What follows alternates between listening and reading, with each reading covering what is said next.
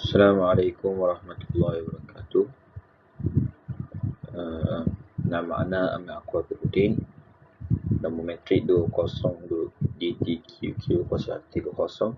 Ana ada diploma Tahfiz Al-Quran dan Qiraat. InsyaAllah pada hari ini ana akan menerangkan, mempresentkan pengenalan dan pendahuluan bagi kerja khusus dakwah bagi semester ini. Pertama-tamanya, saya tutupkan ucapan Alhamdulillah kepada Allah atas nikmat-nikmat yang diberikan. Tidak lupa juga kepada pensyarah Ustazah Juwairiyah binti Muhammad Yasin. Terima kasih kepada beliau kerana telah memberi tamu ajar kepada kami, kepada guru kami. Okay, insyaAllah.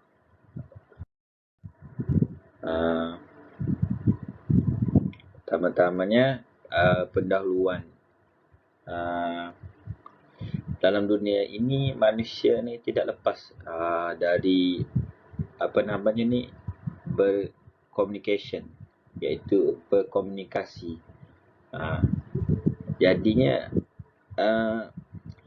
lama berkomunikasi ni. Sejak pada zaman Nabi Adam dulu lagi, yang Habil dan Qabil itu cakap antara satu sama lain. Tauhid isyarat itu ialah communication ataupun komunikasi. Itulah. Cumanya seiring bertambahnya tahun dan peredaran zaman perkembangan teknologi ni, komunikasi ni dia semakin berkembang lah, tapi tetap dipanggil sebagai komunikasi gitu, ataupun media ni. Okey, masuk kepada media pula. Kita tengah pasal media. Maksud dia, media ni berasal dari media berasal dari bahasa Latin dan merupakan bentuk jamak dari medium yang secara harfiahnya, secara bahasanya lah, macam iaitu perantara atau pengantar. Dan cara mula-mula cakap adik, communication itu adalah antara seorang tu mengantar dan diantar. Yang mendapat tu lah. Itulah media juga. Communication tu, komunikasi. Media ni ataupun media bahasa ni juga umumnya adalah satu perantara atau alat yang digunakan dalam penyampaian pesan-pesan atau mesej tertentu kepada si penerima ataupun si penerima, orang yang menerima mesej tu. Secara asasnya lah, secara umumnya media ni atau media masa ni macam tu. Gitu.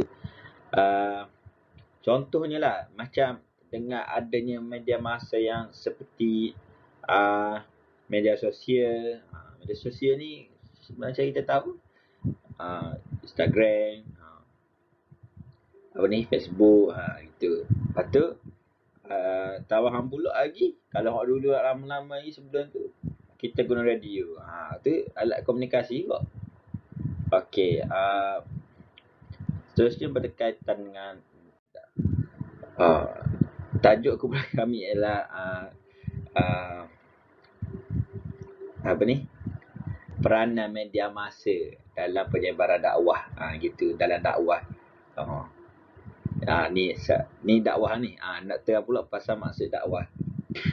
Dakwah ini adalah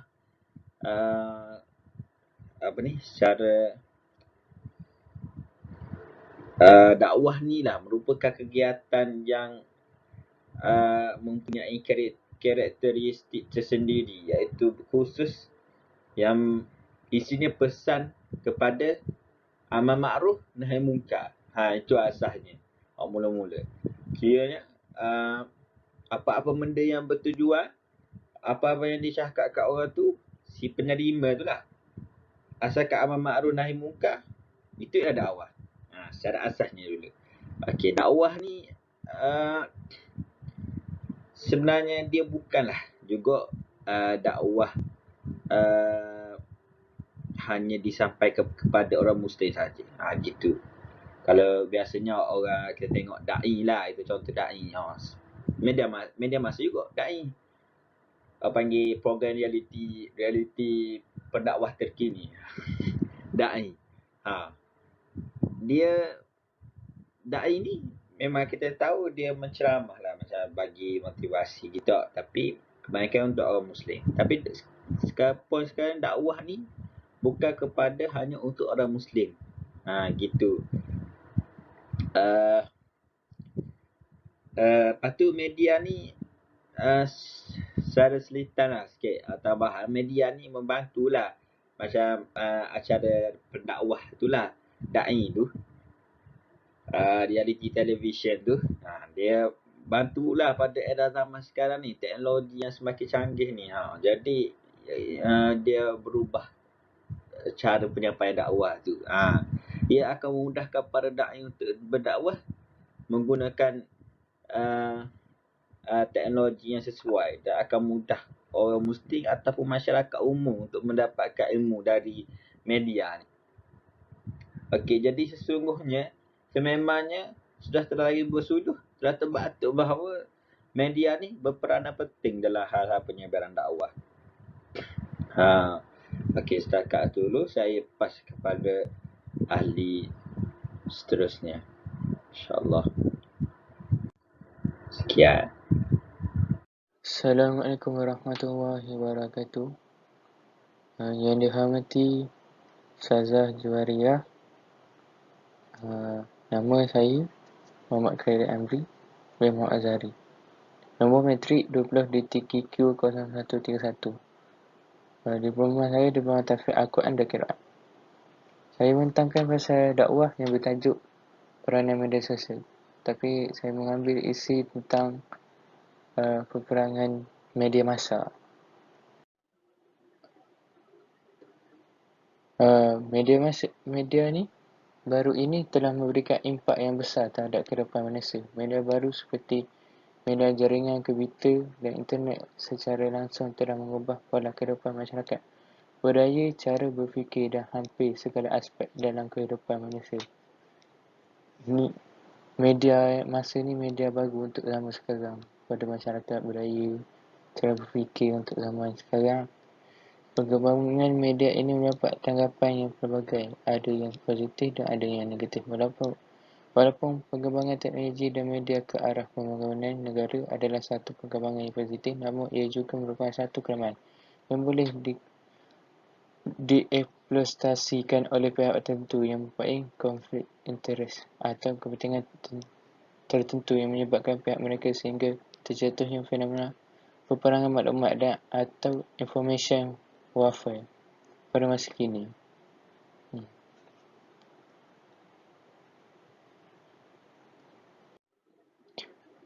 IWAR atau tadi panggil internet warfare merupakan sebuah trend baru yang merupakan satu fenomena yang perlu dihadapi tidak kira oleh mana-mana pihak sekalipun.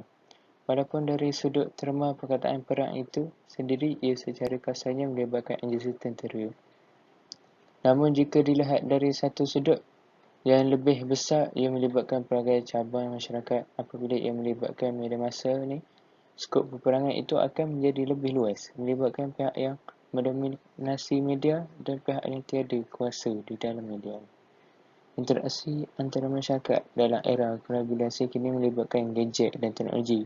Kejayaan gadget dan teknologi ini ditambah pula dengan peranan media massa yang mampu menyampaikan maklumat dengan tuntas. Kemampuan maklumat untuk tersebar luas dengan kelajuan yang tidak terjangkau dengan pemikiran penyebabkan ia menjadi senjata yang boleh digunakan untuk jatuh naik sesuatu masyarakat. Justru media massa bertanggungjawab dalam membawa mesin-mesin pembangunan dalam usaha mencapai matlamat mewujudkan masyarakat bermara. Dan sekarang ni guna jari je, mudah lah. Itu dia benda gini kita tak boleh pandang remeh dan dakwah kan. Sebab boleh timbulkan macam-macam perkara negatif. Positif ada, tapi negatif itu ada. Peranan ini dilihat sebagai satu tanggungjawab kepada saudara umat Islam. Maksudnya apabila timbul kesedaran dan rasa keprihatinan umat Islam terhadap isu-isu serangan terhadap Islam melalui media ini, maka wujudlah pelbagai program-program berbentuk kempen, diskusi ilmiah dan himpunan aman yang diunjurkan di serta dunia pertujuan untuk menyebarkan kebenaran serta membincangkan kebincangan yang berlaku dalam sesuatu isu. Menyebarkan kebenaran. Media-media seperti inilah yang tidak mampu untuk menangkis sebarang maklumat salah oleh media dunia dari terus mempengaruhi minda umat Islam. Para jurnalis, blogger, aktivis masyarakat dan siapa sahaja harus bijak menyalurkan maklumat kepada masyarakat sama ada menggunakan saluran media alternatif atau media utama. Akan tetapi, keberkesanan menangkis propaganda ini tidak lebih berkesan dengan menggunakan media alternatif seperti internet. Contoh yang berlaku ke atas sistem politik Mesir ini menunjukkan bahawa maklumat-maklumat yang disalurkan melalui media massa merupakan senjata ampuh yang bagi mereka amat berkesan untuk membentuk cara pemikiran masyarakat dunia. Serangan-serangan maklumat sebegini harus ditangkis menggunakan saluran media juga. Umat Islam seharusnya bijak menggunakan pelbagai media yang sedia ada secara profesional dan tidak bergantung kepada sistem media yang dijangka oleh pihak yang prejudis terhadap Islam. Media massa sebenarnya boleh dikembangkan mengikut rasa yang sesuai selagi berada dalam landasan yang benar. Media massa ini. Bismillahirrahmanirrahim. Alhamdulillahi rabbil alamin wassalatu wassalamu ala asyrafil anbiya'i wal mursalin wa ala alihi wa sahbihi ajma'in. Assalamualaikum warahmatullahi wabarakatuh. Nama ismi Ahmad Luqman Azfar bin Muhammad, daripada Diploma Tahfiz Al-Quran dan Qiraat. Hari ini ana akan membentangkan tugasan dakwah yang bertajuk peranan media dalam penyebaran Islam. Okey, yang pertama, antara peranan media dalam penyebaran Islam ialah yang dapat mempertahankan isu-isu berkaitan dengan kehidupan ummah. Okey, peranan media dalam penyebaran Islam ialah membantu pendakwah-pendakwah untuk mempertahankan isu-isu berkaitan dengan kehidupan ummah agar Islam dapat tersebar dengan lebih luas. Bukan contoh dia, isu tentang perhubungan kaum dan agama yang berlaku di Malaysia sekarang ni. Dia semakin parah lah dan sukar untuk dibendung. Perkara tersebut dapat dipertahankan oleh pendakwa-pendakwa Islam dengan berbagai cara lah, menggunakan media. Contoh dia membuat video ataupun cerita pendek berkaitan perhubungan kaum dan agama yang dapat membantu memberi kesedaran kepada mereka-mereka yang menonton dan mendengar video ni lah. Okey, yang seterusnya, media massa yang ada pada game ini dapat membantu pendakwah agar dapat mempertahankan ummah walaupun dari jauh. Contoh sebab sekarang ni zaman teknologi maju, moden. Jadi kalaulah berlaku sesuatu isu yang berkaitan ummah di Malaysia ni, seperti contoh dia isu liberalisme ke, isu Syiah ke, jadi pendakwah-pendakwah dari luar Malaysia pun dapat membantu memberi kesedaran dengan cara macam-macam cara lah, daripada dengan menggunakan media sosial ni, membuat motivasi online ke dan sebagainya. Okey, seterusnya,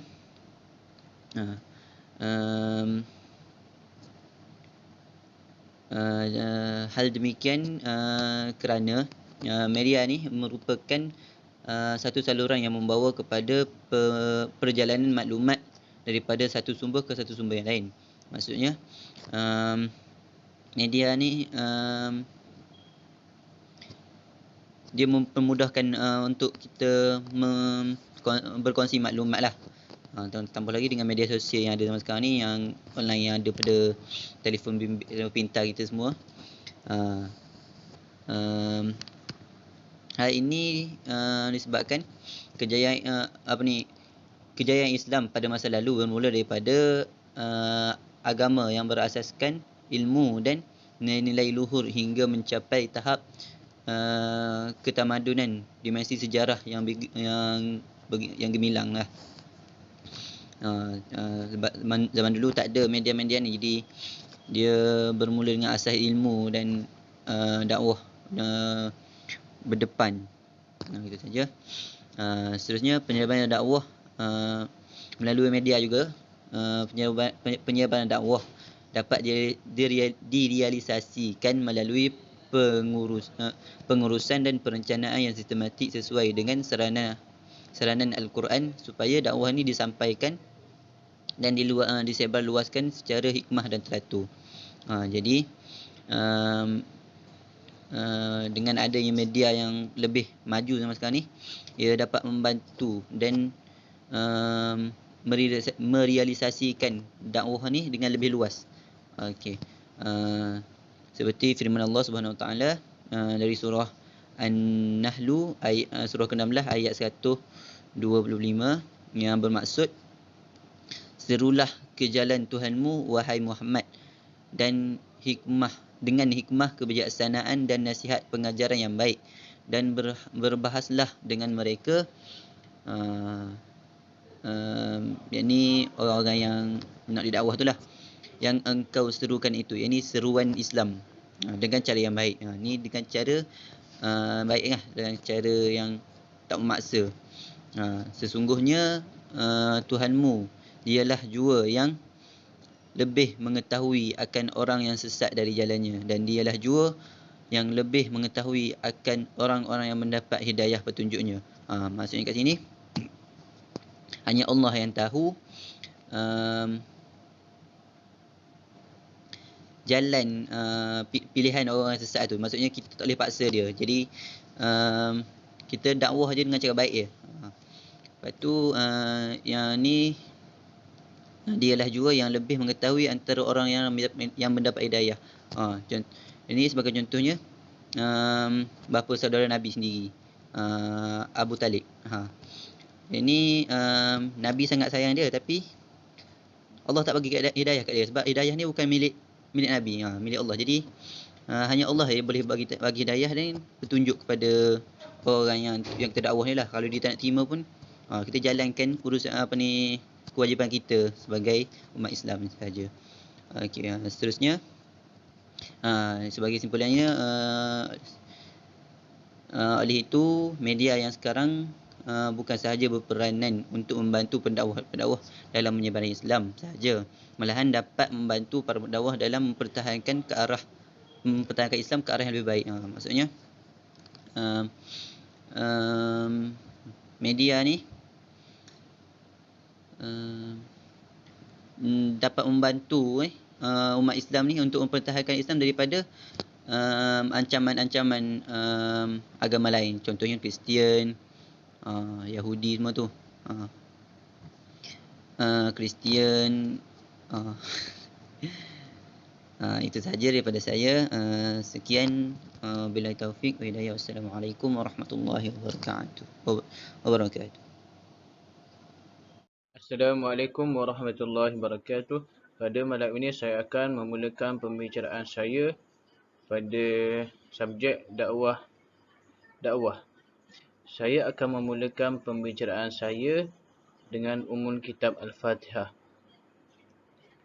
Saya akan membicarakan perkara yang penting dalam berdakwah ini, iaitu memperbaiki interaksi antara satu sama lain. Bismillahirrahmanirrahim. Yang pertama sekali saya akan pergi kepada isi yang pertama, iaitu membaiki interaksi dan komunikasi antara satu sama lain. Isi yang pertama, sebagaimana pengetahuan kita, di era dunia tanpa sepadan, kehidupan harian manusia bergerak ke arah digital, sama ada dalam bidang sosial, pendidikan, kesihatan, termasuk bidang keagamaan. Hal ini berlakulah ledakan teknologi komunikasi yang mana memainkan peranan yang penting sebagai medium perkembangan ilmu.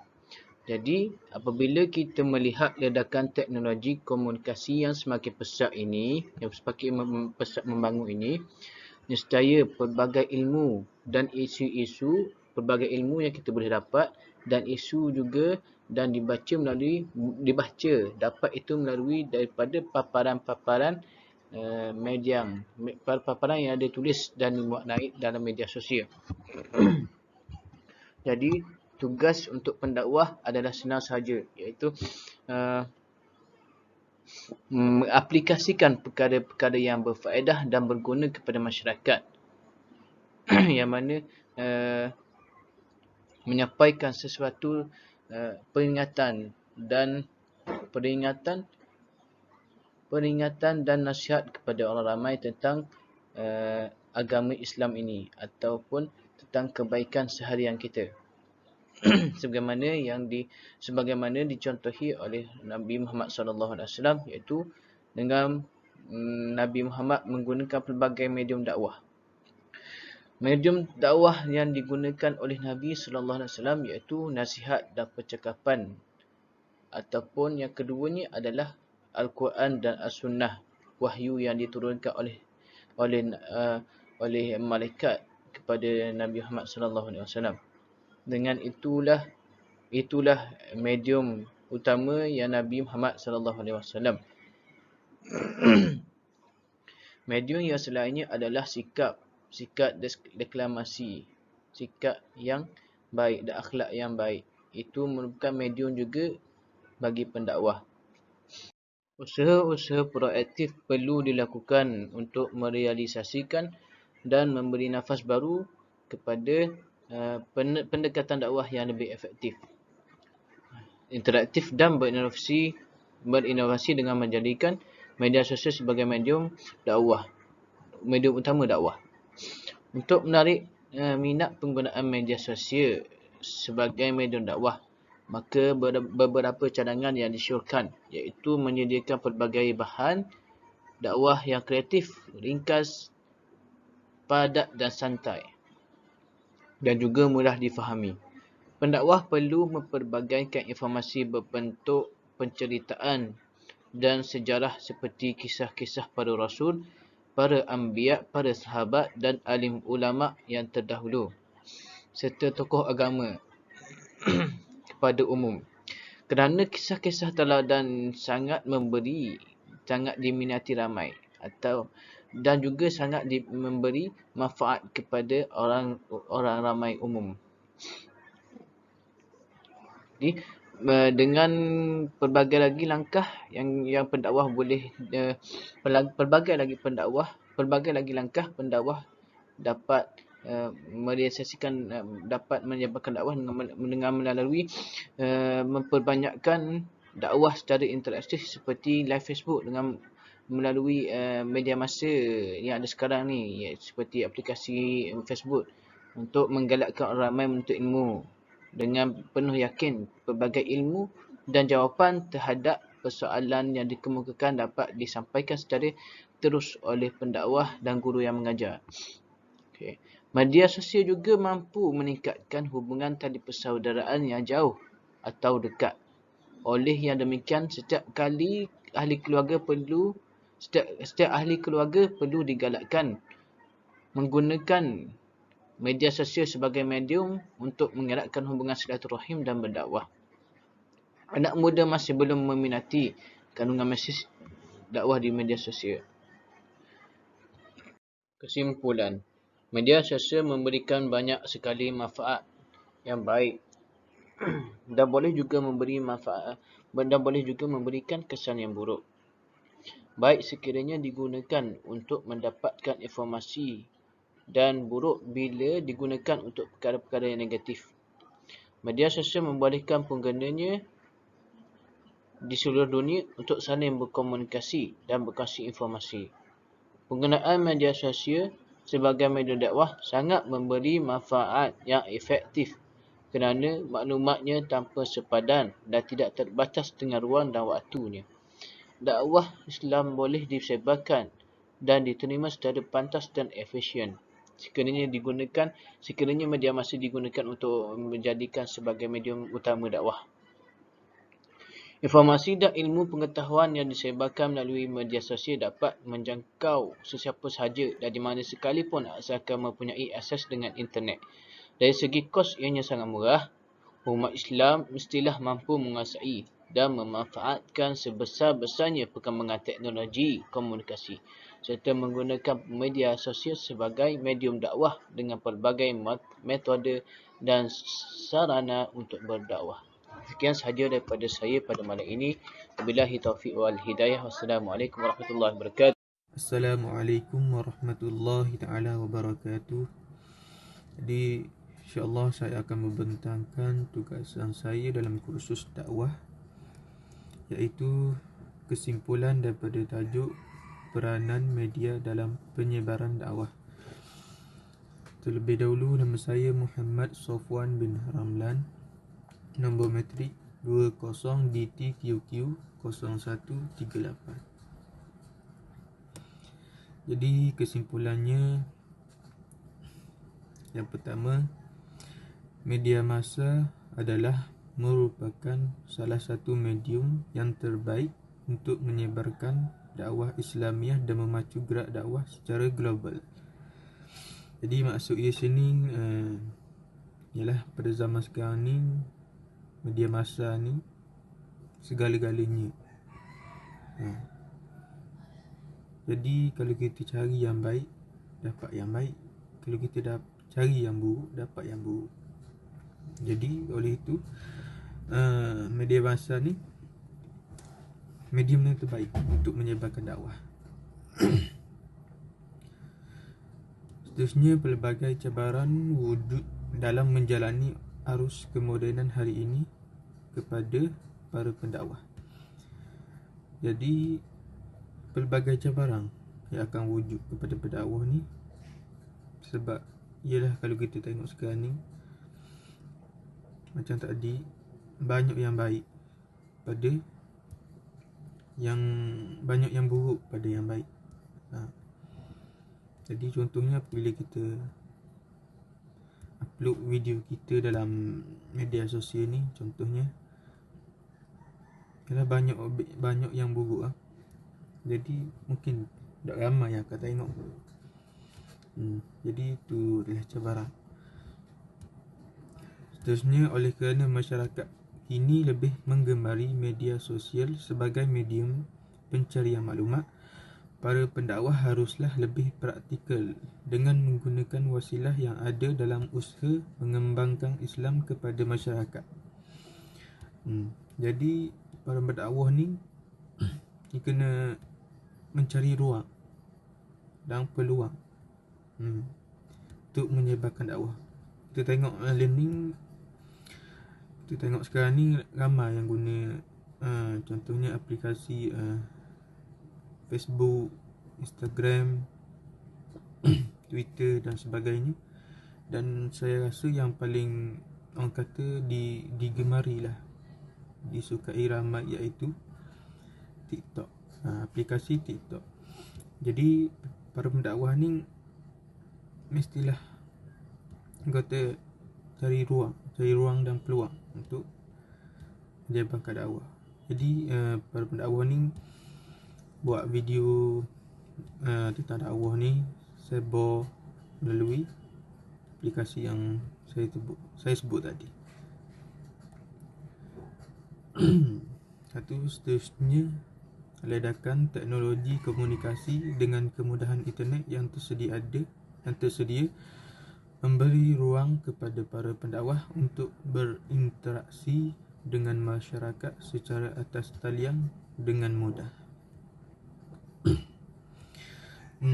Jadi maksud di sini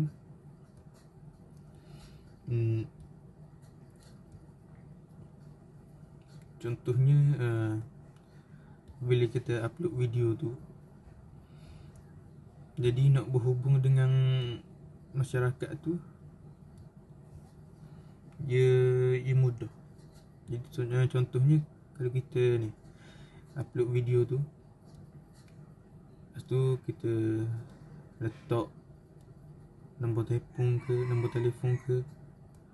Jadi nombor telefon tu untuk kegunaan untuk orang yang untuk menerima teguran ataupun terima nasihat lah, untuk secara persendirian. Jadi jadi mudah lah. Tak perlu untuk berjumpa di depan. Contohnya kita secara call saja ataupun VC. Jadi seterusnya, yang terakhir adalah media massa bersifat lebih interaktif dan ini akan memudahkan lagi kepada pendakwah untuk mendekati sasaran dakwahnya. Seperti yang saya kata tadi, media massa ni mudah untuk menyebarkan dakwah. Kalau mudah untuk menyebarkan dakwah, pastilah mudah untuk mendekati sasarannya. Contohnya bila kita upload video tadi, jadi dia tengok video kita, tu dia akan berasa, memang dia akan berasa insaf lah. Contoh video kita tu, kita bercakap mengenai tak boleh buat perkara yang buruk, jadi dia akan berasa insaf. Jadi dapatlah sasaran dakwah tu. Jadi saya rasa setakat itu saja daripada saya. Sekian, terima kasih.